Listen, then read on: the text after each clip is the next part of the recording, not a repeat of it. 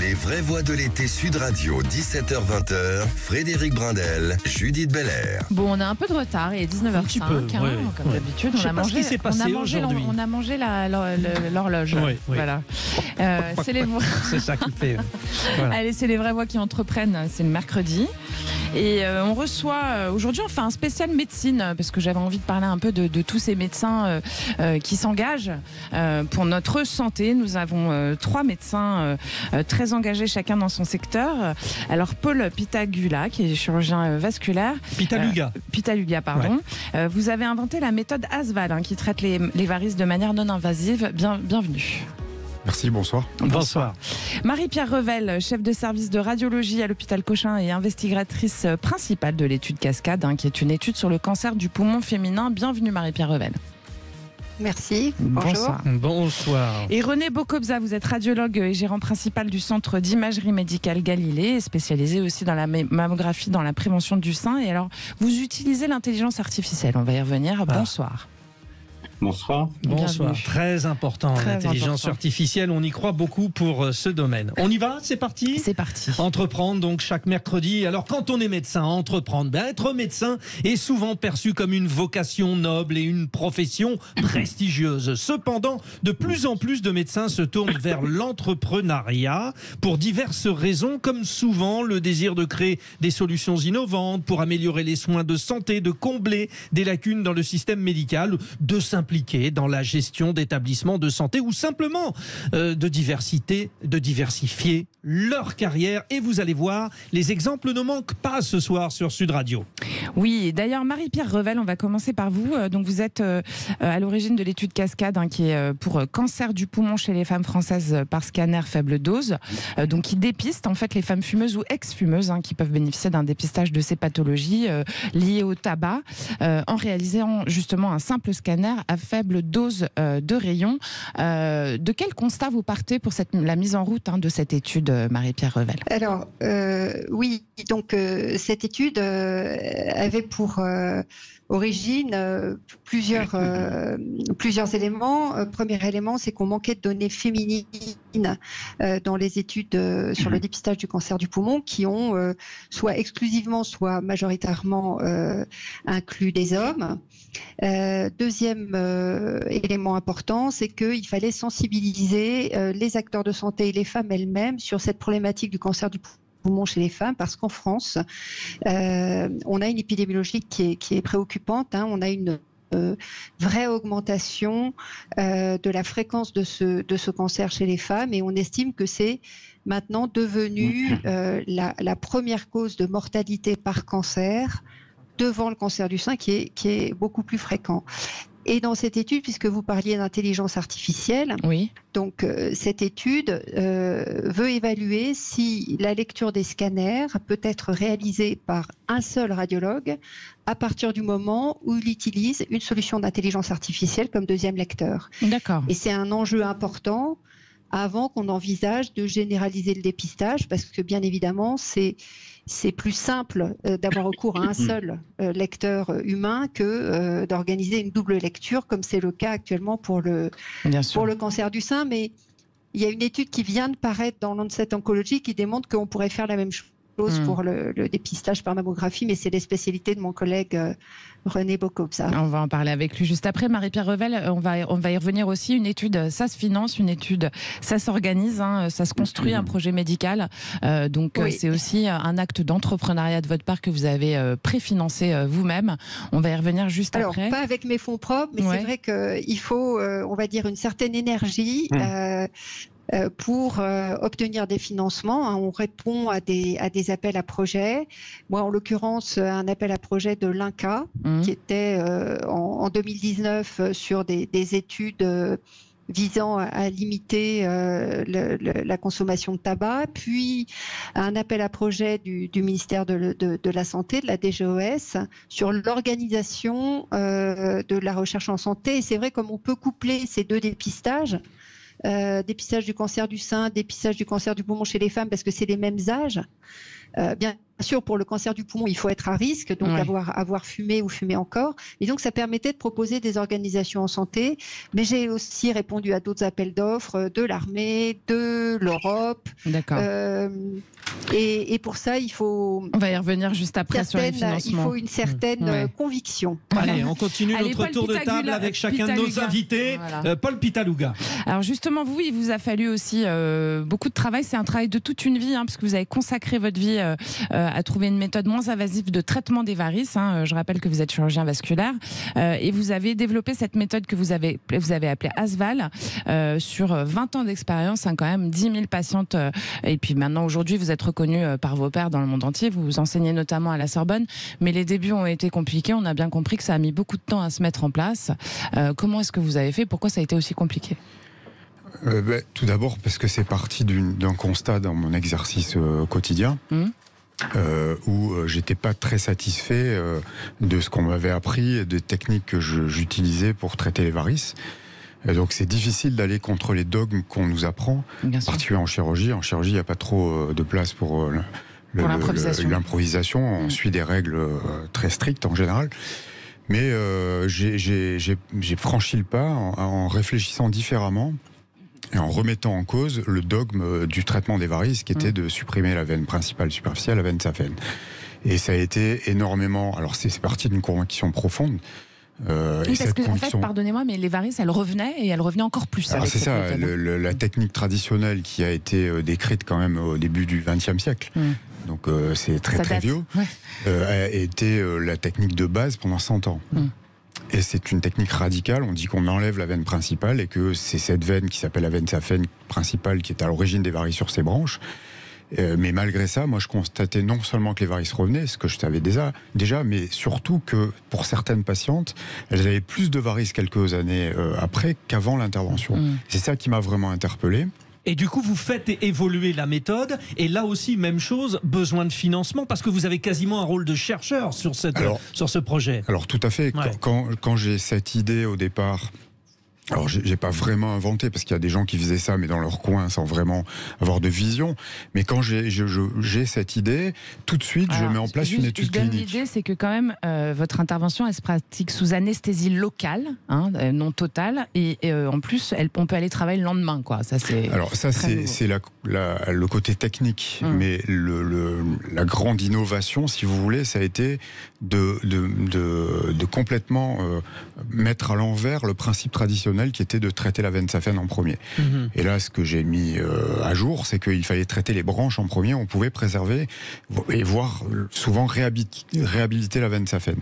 Donc ça a été une conviction très forte. Et d'emblée, comme j'avais une formation universitaire en tant que chef de clinique, j'ai mis en place une étude clinique. D'accord. En me disant, je peux pas arriver comme ça, en disant un truc aussi énorme. Voilà. Et ça a été beaucoup de travail. Ça se finance aussi. Alors ça se finance. Moi, je suis en libéral. J'étais en libéral, ce qui m'a donné la liberté d'ailleurs de faire ça. Bien sûr. C'est vous-même qui avez fait les démarches. J'ai aucun fonds. Donc c'est moi qui ai fait l'étude moi-même, qui ai fait toutes les statistiques, tout le travail d'un attaché de recherche clinique. Et ça pendant des années. Après, on a étoffé l'équipe, on a été plusieurs médecins. Mais je n'ai jamais eu aucun financement ni public ni privé. D'accord. C'est nos médecins qui s'engagent pour nous parfois dans des conditions extrêmement difficiles qu'on entend ce soir. René Bokobza, vous êtes médecin et entrepreneur, pas par définition, puisque vous gérez un centre d'imagerie médicale qui est le centre d'imagerie Galilée. Et dans vos process, vous intégrez normalement aussi l'intelligence artificielle pour détecter les cancers à des stades précoces. Alors déjà, qu'est-ce que ça veut dire d'être médecin et entrepreneur, gérant d'un centre tel que le vôtre ? Bon, mais je suis beaucoup plus modeste scientifiquement parlant que ma consoeur et mon confrère. Je n'ai entrepris rien comme étude comme eux. Là, d'ailleurs, je les félicite assez très bien. Je suis très fier de voir que certains médecins entreprennent de cette façon. Moi, je suis effectivement très terre à terre, d'une façon très terre à terre. J'utilise, j'ai mis sur pied plusieurs centres qui appartiennent au Galilée et j'utilise tous des équipements qui, eux, sont le produit de la recherche et aussi des logiciels d'intelligence artificielle qui sont élaborés. Alors j'ai collaboré un petit peu quand même en matière du cancer du sein en mettant à disposition ma base de données qui comportait plusieurs dizaines de milliers de mammographies auprès de start-up qui en ont fait des logiciels qui marchent très bien aujourd'hui. Alors, j'ai une petite contribution de ce côté-là. Aujourd'hui, ce qu'on peut dire, René Bokobza, c'est que l'intelligence artificielle, alors qu'elle fait peur dans plein de domaines, pour le domaine du médical, ça semble une solution salvatrice. Elle apporte tellement de perspectives. Oui, alors, l'intelligence artificielle, c'est une révolution qui n'en est d'ailleurs qu'à ses débuts. Mais effectivement, alors ça ne remplace pas encore, on pourrait dire, le médecin, pas du tout, pour l'instant pas du tout. C'est une aide gigantesque au diagnostic. Quand on voit une mammographie, quand on a à sa disposition des outils d'intelligence artificielle, ça va beaucoup plus vite d'abord et c'est beaucoup plus sécurisé. C'est-à-dire qu'on peut prendre l'exemple des microclassifications qui parfois sont malignes et qui sont parfois très fines et difficiles à voir.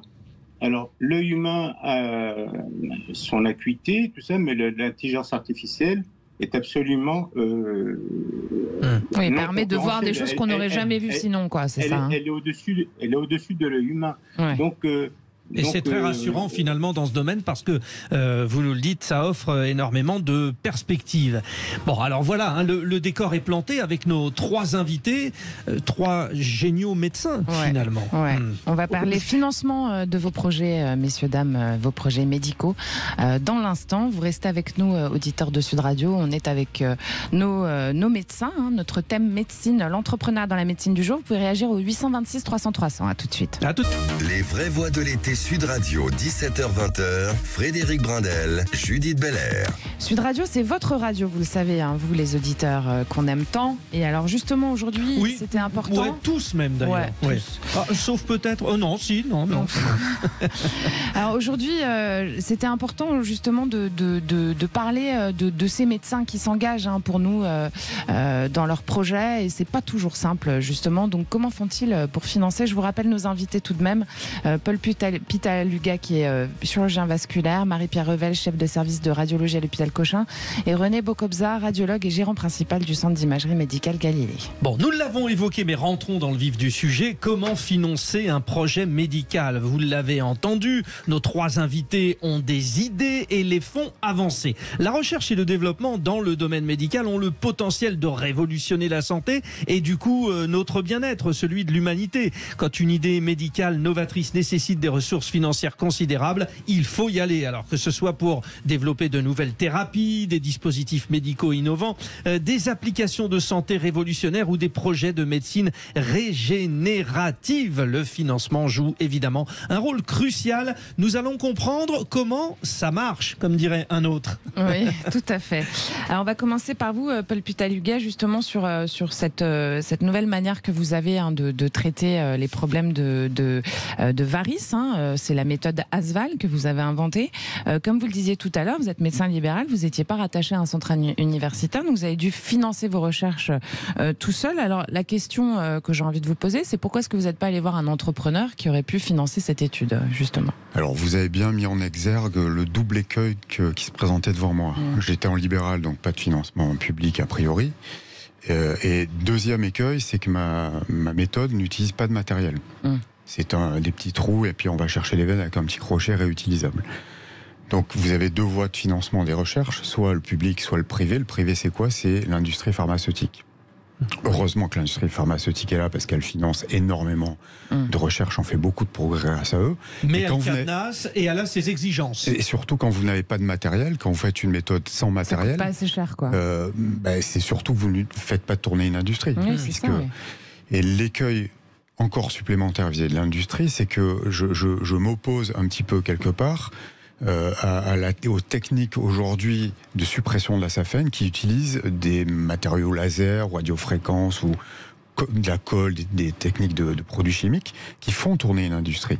Donc c'est lobby. Ouais, un lobby. Alors, vous n'étiez pas assez rentable pour certains, en fait. Je ne sais pas tourner d'industrie. Voilà. Surtout. Voilà, c'est pour ça que votre méthode, elle n'est pas tellement utilisée derrière. Elle est pas aussi utilisée que ça. Oui, c'est en partie à cause de ça, parce que elle demande. C'est aussi parce que elle n'utilise pas de matériel. Il n'y a pas de promotion par les labos, ce qui est quand même important pour développer et faire diffuser des techniques. Et puis, elle n'est pas valorisée par la sécurité sociale. Parce qu'elle n'est pas diffusée, en fait. Donc, elle n'est pas valorisée par la sécurité sociale, alors qu'elle n'utilise pas matériel, elle coûte beaucoup moins cher. Pas d'arrêt de travail, pas de soins infirmiers, etc. Sécurité sociale. Donc, c'est pour ça qu'aujourd'hui, après avoir passé 20 ans à promouvoir ça, être reconnu par mes pairs quand même, j'ai envie de porter ça à la connaissance du grand public, parce que j'ai envie que ça se diffuse. J'ai aucun royalty sur d'autres chirurgiens qui feraient la méthode. C'est d'améliorer la santé, en fait, on est d'accord. Vu mon expérience depuis 20 ans, je sais que c'est mieux. Et donc, moi, pas ma mission, c'est un grand mot, mais ma conviction, mon envie, c'est que ça se diffuse et que d'autres chirurgiens le proposent. Et du coup, il vous faudrait des financiers aussi pour que ça se diffuse mieux. Donc, on fait un appel sur Sud Radio aujourd'hui, s'il y a des financiers dans le monde du médical ou pas d'ailleurs, que ça intéresse d'investir dans le monde du médical, il faut contacter Paul Pitaluga, parce que c'est quand même important pour la santé en général. Parce que là, j'ai un projet d'innovation pour faire la méthode Asval avec une technologie qui va faire rendre le geste plus facile et plus rapide. Et effectivement, pour ça, j'ai besoin d'un financement. Et là, évidemment... Qui serait de combien ? Je ne sais pas exactement. On a obtenu un brevet aux États-Unis pour ce produit. Et donc là, on est au début de la recherche et développement. Et là, évidemment, là, je suis coincé parce que là, j'ai pas assez de fonds personnels pour développer un tel projet. Et alors vous, Marie-Pierre Revel, votre étude cascade, je rappelle, dépistage du cancer du poumon chez les femmes françaises par scanner faible dose, elle est très suivie au plan international parce qu'on manque de données féminines. L'Europe, elle finance le projet SOLAS, du coup, à ce point, justement, pour strengthening the screening of lung cancer in Europe. C'est un des objectifs prioritaires, c'est d'augmenter la participation des femmes pour avoir des chiffres. Et alors vous êtes quand même financé par le ministère de la Santé et des Solidarités. Marie-Pierre Revel, comment est-ce que vous êtes arrivée à ça ? Donc, en fait, ce que je décrivais, c'est en fait d'aller chercher des sous, pas auprès d'industriels. Parce que c'est pareil, l'imagerie, on ne peut pas tester un médicament dans une maladie. Et donc, on s'adresse en fait à la recherche institutionnelle, et il y a plusieurs voies d'entrée.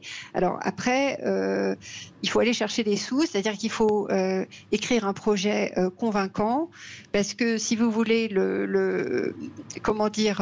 la sélection est importante. Ces appels à projets qu'on appelle les PHRC, ça veut dire promotion hospitalière de la recherche clinique, il y a beaucoup d'appelés et peu d'élus. Donc il faut vraiment avoir quelque chose de très convaincant. Et ça passe forcément par les ministères aussi. Ça passe forcément par les ministères.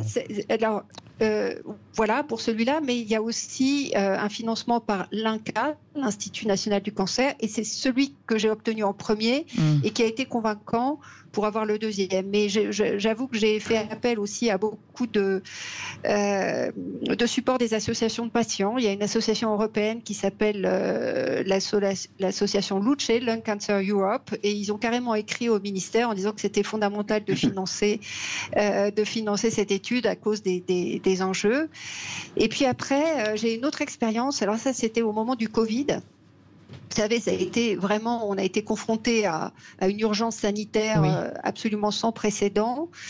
Et j'ai monté un projet qui s'appelait Stoïque. L'acronyme était bien choisi. Et pour ça, j'ai fait appel à un mécénat. Mais c'est ma seule expérience de la chose. Et c'est vrai que le contexte Covid est très particulier. Sinon, pour les études, c'est vraiment répondre à des appels à projets, être convaincant, avoir une méthodologie. Et c'est vrai que le fait d'être universitaire, on peut s'appuyer, ce qui a manqué à notre collègue chirurgien, sur des unités de recherche clinique. On a des méthodologistes, des statisticiens qui aident à écrire un projet inattaquable. Parce que bien sûr, la moindre faille, on n'a pas de financement. René Bocobza, vous êtes gérant principal du centre d'imagerie médicale Galilée. Il y a différentes sources de financement dont on entend parler pour les projets médicaux. Il y a les subventions gouvernementales dont vient de nous parler Marie-Pierre Revel. Il y a les investisseurs privés. Il y a le financement participatif aussi qui existe, les prêts bancaires. Vous, en tant que gérant justement du centre d'imagerie, pour aller acheter vos grosses machines et tout ce dont vous avez besoin pour pouvoir assumer les scanners et IRM et autre chose que vous proposez à vos patients, comment est-ce que vous allez chercher les budgets ?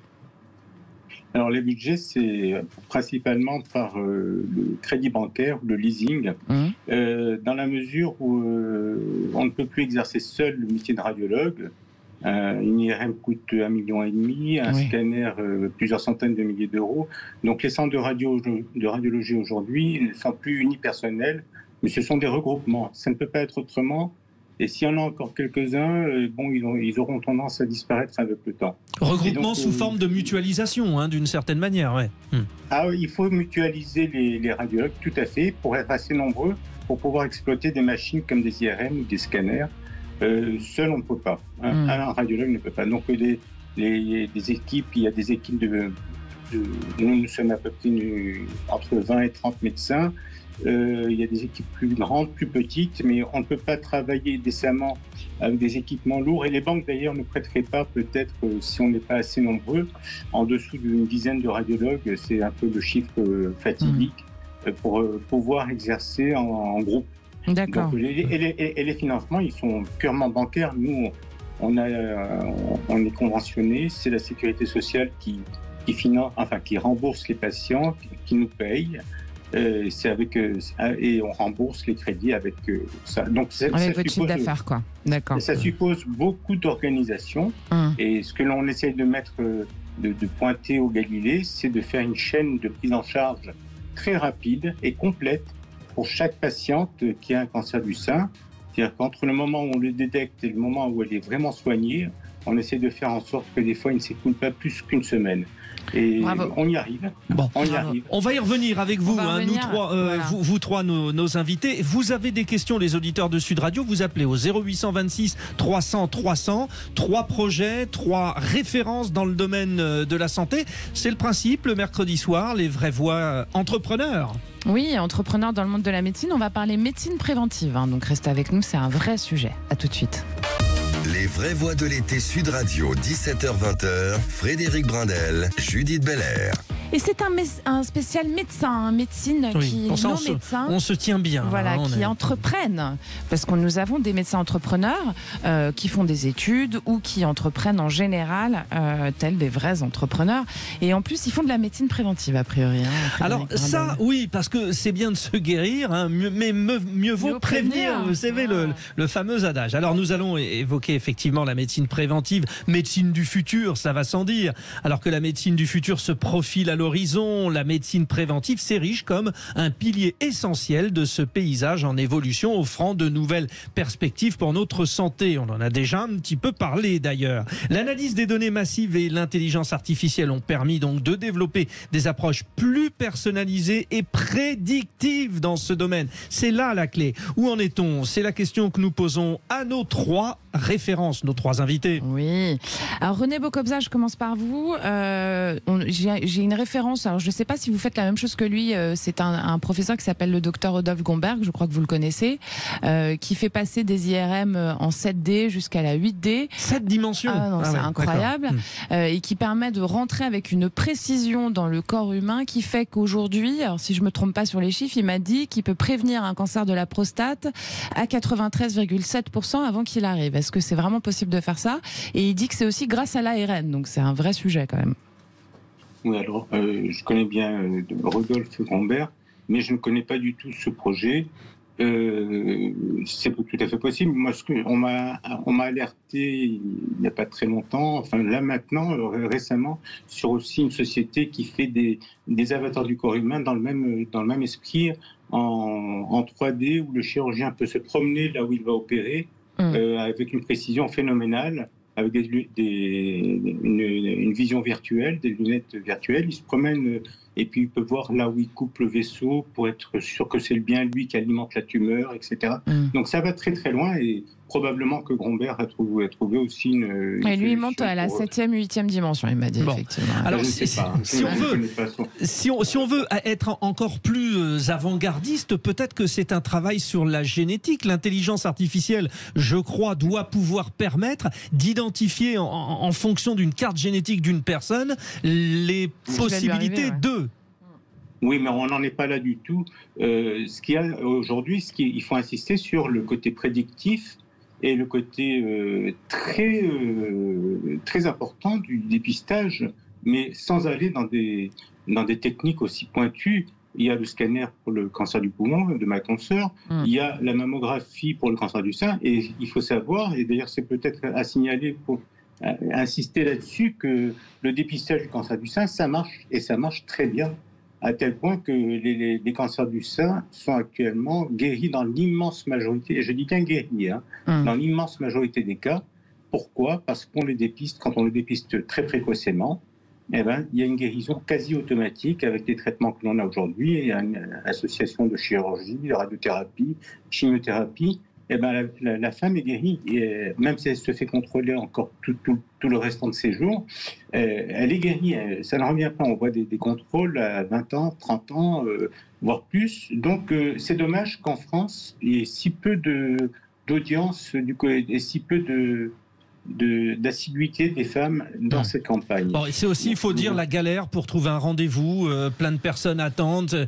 Il y a aussi cette problématique. Il faut vous rapprocher de Marie-Pierre Revel, en l'occurrence. Mesdames et messieurs, d'ailleurs, parce que là, on parlait du cancer du sein. Oui, d'accord, mais il y a d'autres cancers. On a évoqué la prostate justement, tout à l'heure. 0826 300 300. On oui, mais les délais ne sont pas importants, dans la mesure où, a priori, vous n'êtes pas malade. Vous allez vous faire dépister. Ce qui compte, c'est d'être inscrit et de le faire.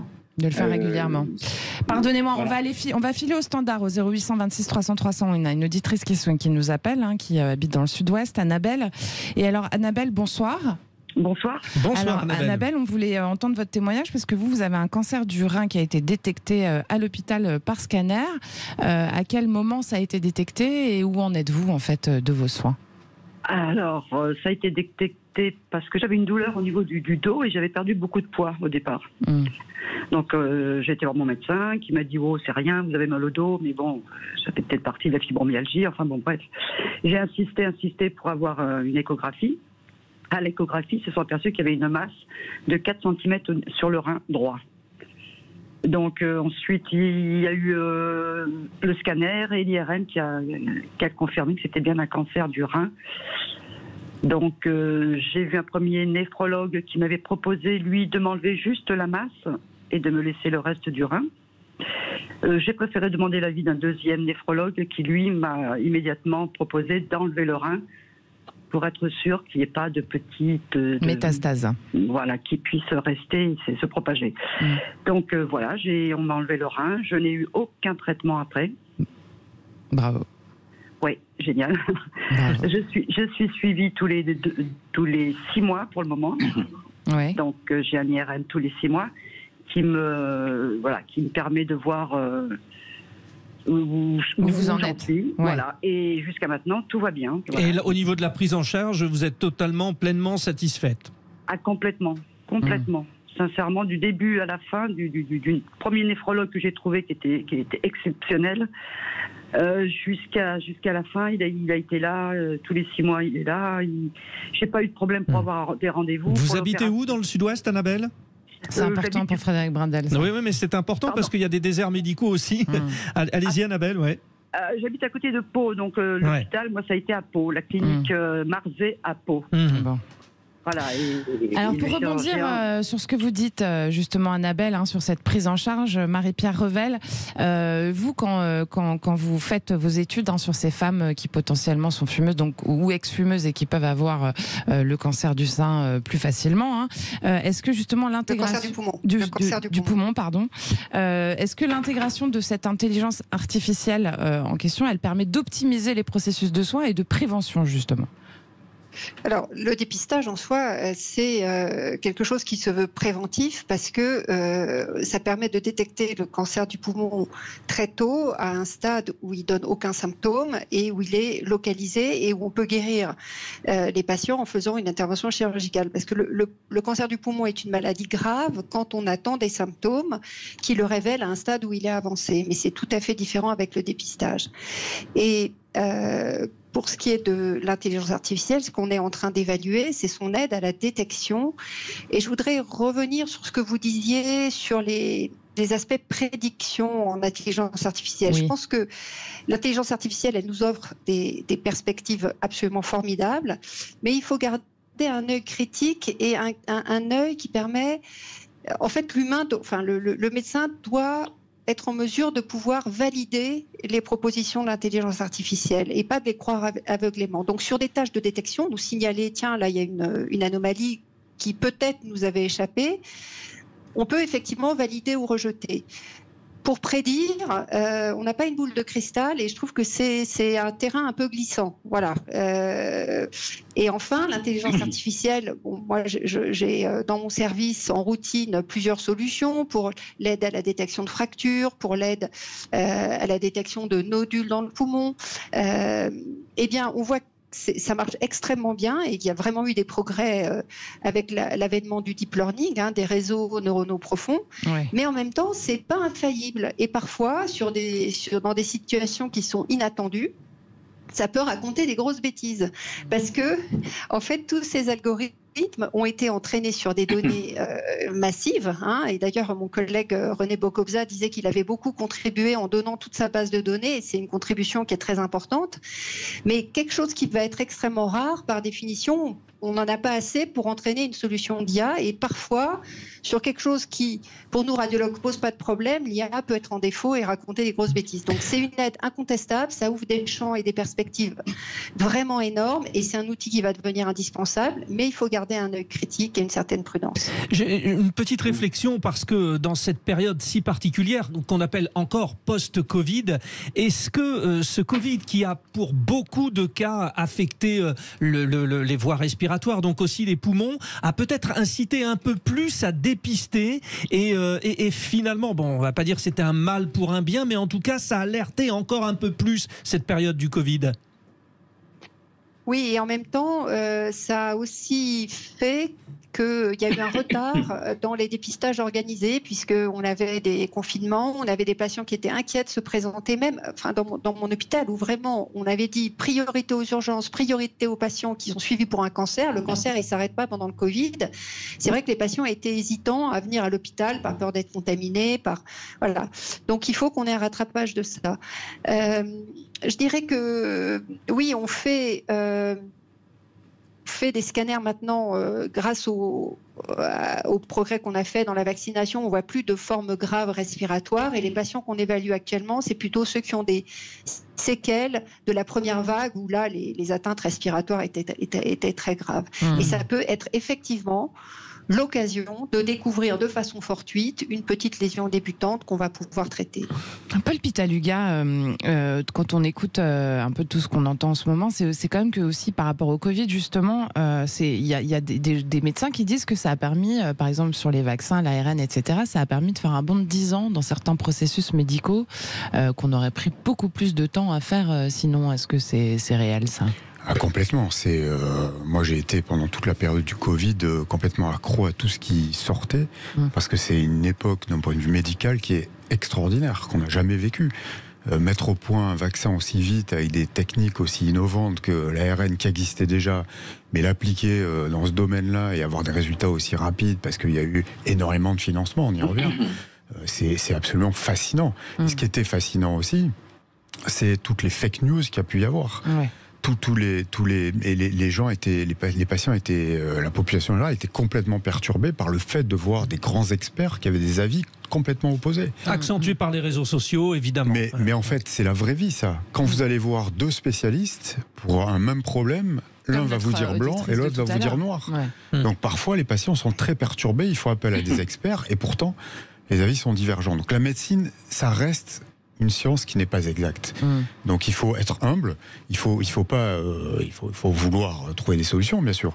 Mais je trouve que ça a été une grande leçon philosophique par rapport à l'approche de la médecine qu'on avait jusque-là.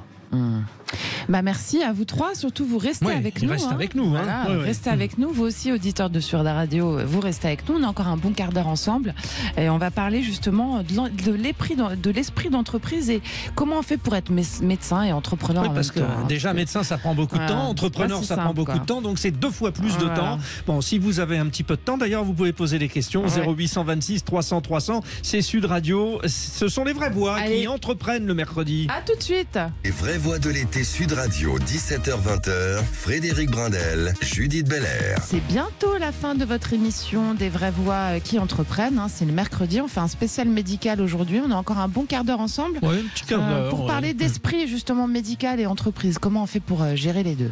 Concilier la pratique médicale et l'esprit d'entrepreneur. A priori, c'est pas fait pour aller ensemble. Eh bien, pourquoi pas ? Concilier la pratique médicale et l'esprit d'entrepreneur, c'est combiner la passion pour les soins aux patients avec la capacité d'innover et de créer des solutions novatrices pour améliorer leur bien-être. En établissant des synergies entre la médecine et l'entrepreneuriat, les médecins entrepreneurs, appelons-les comme ça, jouent un rôle crucial dans l'élaboration de ces plans d'affaires et de recherche de financement. Dans l'innovation et l'amélioration des soins de santé et concilier les deux pratiques, c'est exactement, pas toujours ce que je voulais dire. Voilà, et vous l'avez bien dit. Voilà, Paul Pitaluga, je rappelle que vous avez inventé la méthode Asval qui traite les varices de manière non invasive et que vous avez dédié votre vie à ce projet. Très clairement, ça fait 20 ans de travail, que c'est une méthode qui n'est pas reconnue à la hauteur où elle devrait l'être aujourd'hui.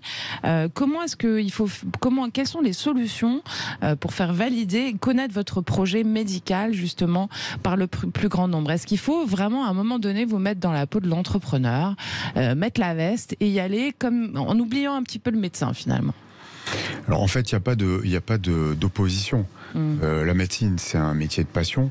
Donc déjà, le partage du temps, vous comptez pas votre temps. Donc, et surtout, à mon avis, le côté entrepreneur se marie bien avec la médecine quand cette volonté entrepreneuriale vous aide à prendre en charge mieux les patients, à améliorer la qualité de vos soins, avant l'argent. Parce que moi je suis convaincu que si vous mettez l'argent en premier dans votre motivation entrepreneuriale, ça va pas forcément bien marcher. De toute façon, ce qu'on dit, c'est que les médecins qui se lancent dans l'entrepreneuriat en général, c'est parce que justement ils veulent améliorer leurs soins et créer des nouvelles manières de soigner leurs patients en fait. Et c'est ce qui donne beaucoup de force à un projet et beaucoup de pertinence surtout.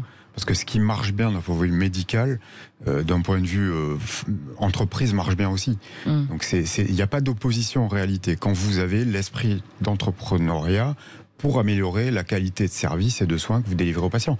Mais ça, c'est pas seulement la qualité technique, c'est la qualité de l'accueil, c'est l'écoute, c'est tout ce qu'il y a autour de la prise en charge du patient. Et les patients s'en rendent compte. Il y a aussi un élément qui semble totalement étranger à votre métier, mais qui de ce fait, puisque vous entreprenez, c'est la notion de concurrence. Et lorsque vous êtes sur des projets, il y a aussi une concurrence. C'est pas toujours très simple entre vous, les professionnels. Alors la concurrence, c'est la définition de la concurrence pour moi, c'est que ça doit pousser à être meilleur. Voilà. Donc pour moi, c'est pas quelque chose positif, qui est un problème.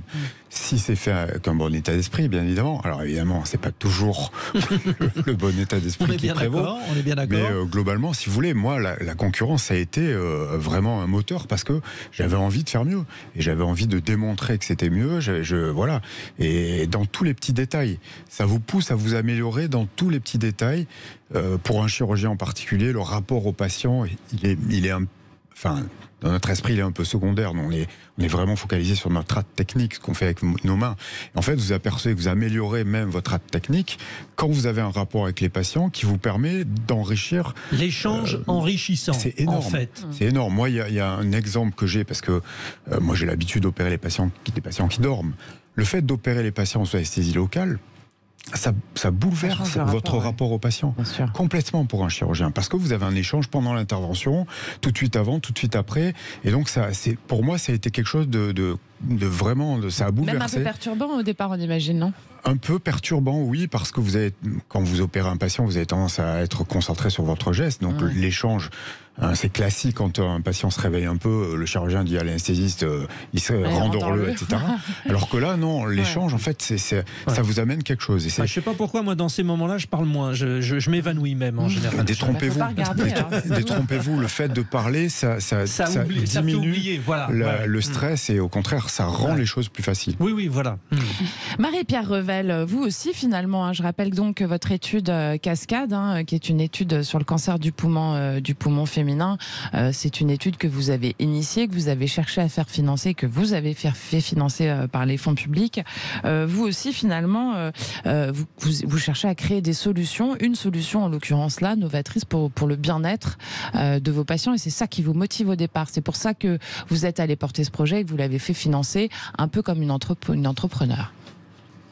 Tout à fait, et ça crée une vraie responsabilité parce que comme vous l'avez souligné, c'est de l'argent public, vos impôts, les miens. En tout, si je compte entre le financement de Cascade, de Solas, plus d'autres appels à projets, c'est à peu près 3 millions d'euros. Donc il faut que l'étude marche bien, et c'est vrai l'investissement d'une équipe au quotidien pour...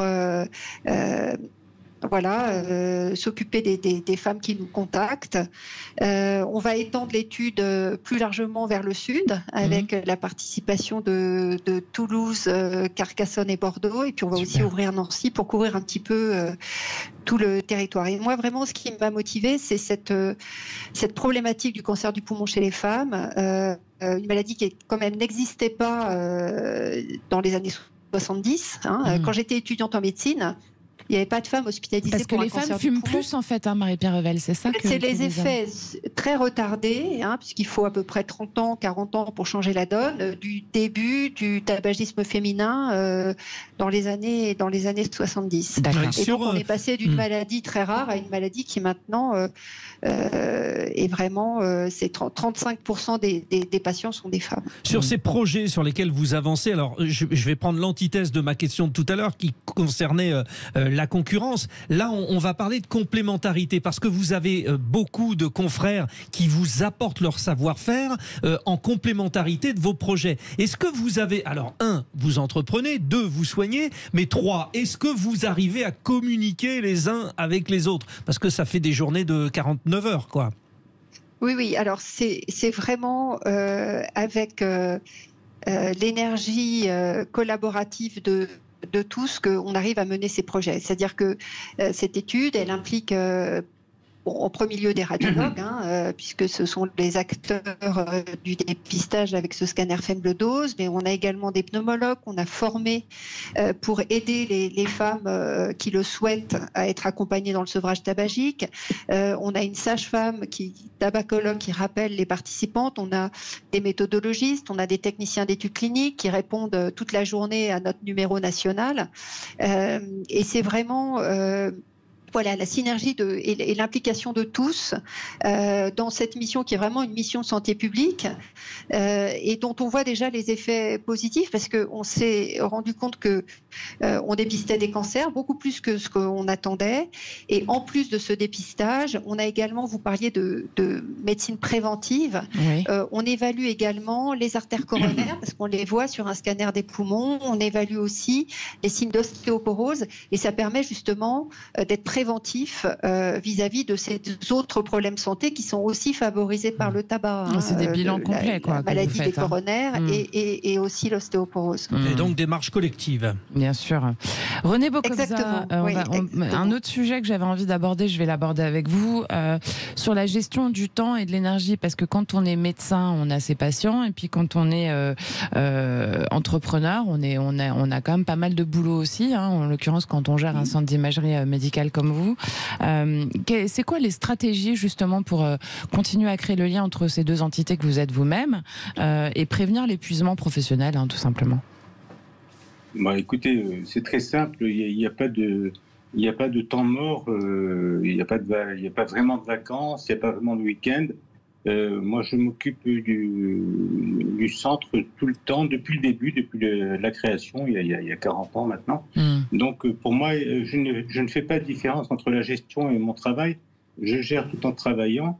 Et ce qui est le plus important qui a été mis en place, c'est l'esprit d'équipe. Il a fallu qu'on s'associe entre personnes qui s'apprécient et qui se respectent, avec de bonnes compétences, aussi bien en médecin qu'en secrétaire, qu'en manipulateur et manipulatrice. Donc, cette équipe-là fonctionne très bien. Alors, effectivement, les salariés ont leurs horaires, les 35 heures par semaine, etc. Mais les dirigeants n'en ont pas. Et puis, je ne compte pas mon temps du tout. Je sais et vous n'êtes pas épuisé, du coup ? Parce que c'était ça la question aussi. Ça me passionne. Ça me passionne. Et honnêtement, non, c'est un plaisir pour moi. C'est pas du tout une corvée. Ouais. Pas du tout une Donc corvée. Finalement, la passion, elle permet de tout faire, même quand on est fatigué, quoi. Voilà. Paul Pitaluga, en vous écoutant tous et toutes et tous, vous avez un métier éminemment noble, et vous avez peut-être, vous, chacun, la possibilité de laisser une trace, c'est-à-dire que votre contribution professionnelle aura fait avancer la médecine. Ça, c'est le sens que vous donnez quand René Bokobza nous dit je ne fais que travailler, c'est aussi pour laisser une trace. Alors effectivement, mais cette motivation de laisser une trace, elle est aussi un peu dangereuse.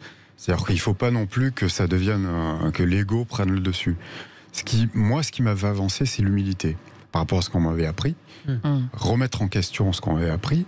Et effectivement, l'idée de la méthode Asval, d'abord, j'ai pas donné mon nom. Parce que c'est une synthèse de ce que faisaient d'autres et que j'ai synthétisé dans quelque chose de rationnel. ASVAL, ça veut dire c'est ablation sélective des variations d'anesthésie locale en français. Voilà. Il y a un acronyme anglais aussi. Mais déjà, j'ai pas donné mon nom. Et puis, parce que je pense que si vous donnez votre nom, ça agrège pas les autres. Mais c'était probablement une erreur parce qu'en fait, on a besoin de personnaliser un projet souvent.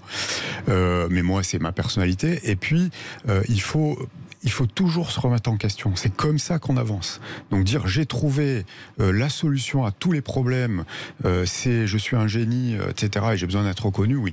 Ça, c'est très dangereux. Il faut absolument pas. Par contre, c'est vrai que ma motivation aujourd'hui, parce que je fais cette pratique depuis 20 ans et que je vois les résultats, c'est que ça se diffuse.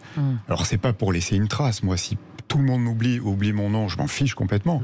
Mais par contre, si la méthode Asval, elle est pratiquée dans au moins la moitié des cas dans le monde entier, elle soulage je serais ravi, même si personne ne connaît mon nom.